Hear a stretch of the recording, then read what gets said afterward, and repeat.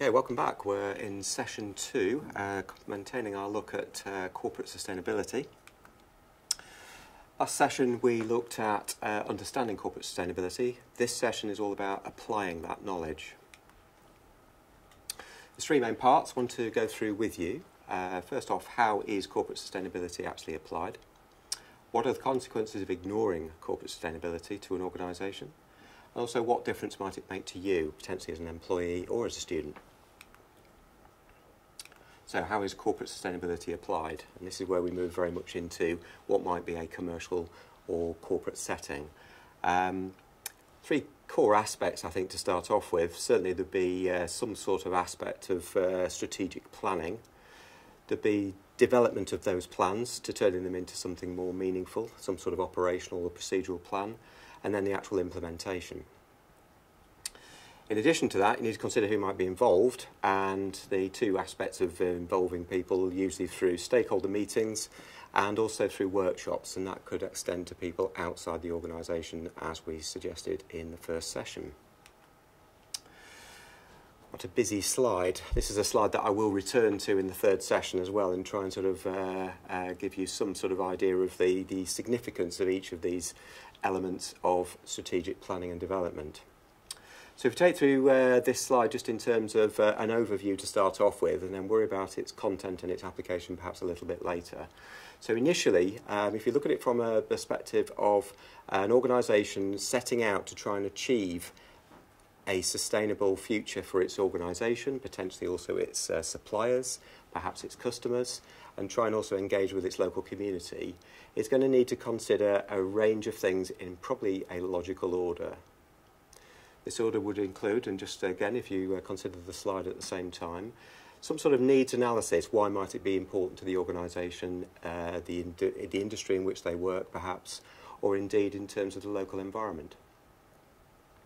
What might be the risks, the issues and the challenges? So some sort of diagnostic, perhaps a SWOT analysis, strengths, weaknesses, opportunities, threats that you may have come across before. There may be management briefings on the value of and the business case for taking a sustainable approach. It may not be that everyone is engaged with it. Maybe people don't see the importance of it.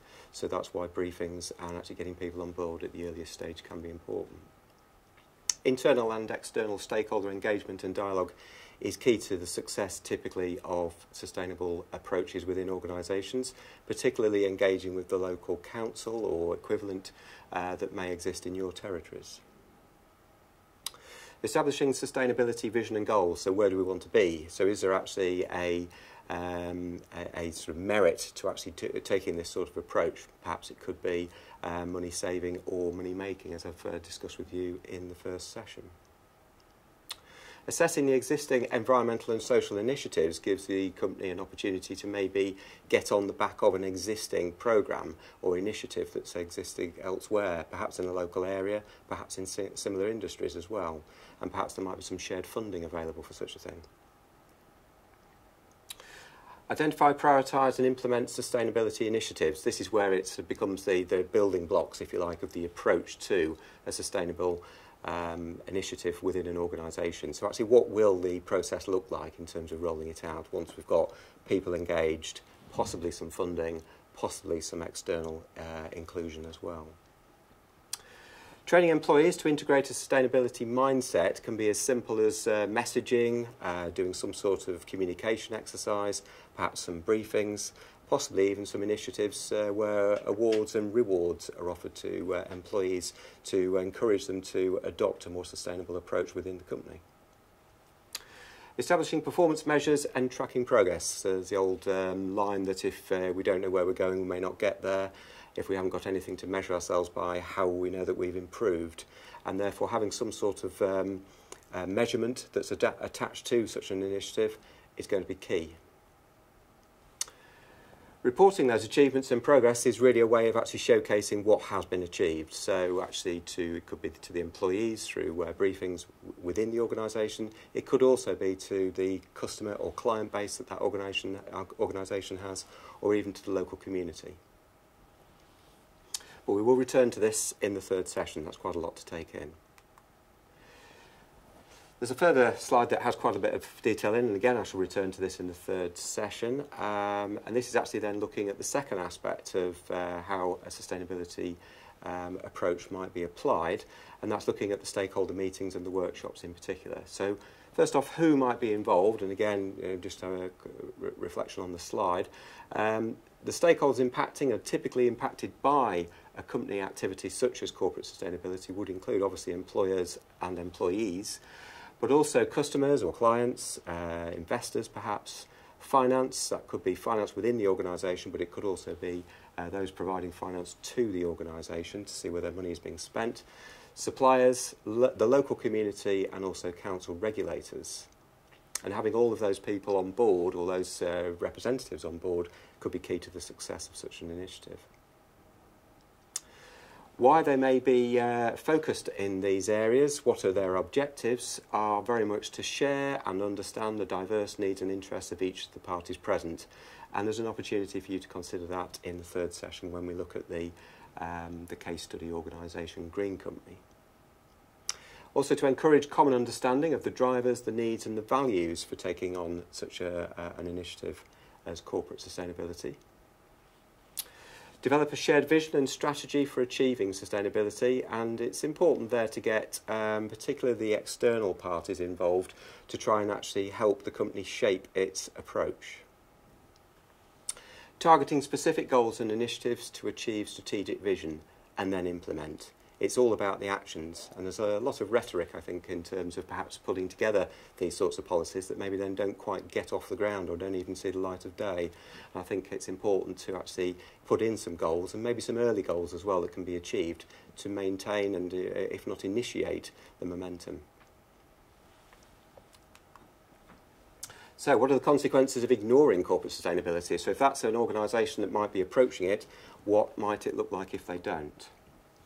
Well, businesses cannot succeed in societies that have failed or are failing.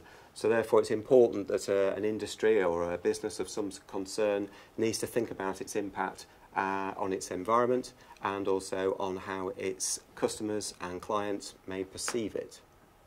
So ensuring a corporate social responsibility as part of corporate sustainability strategy could be key to this. This ensures direct impact on the organisation's economic success.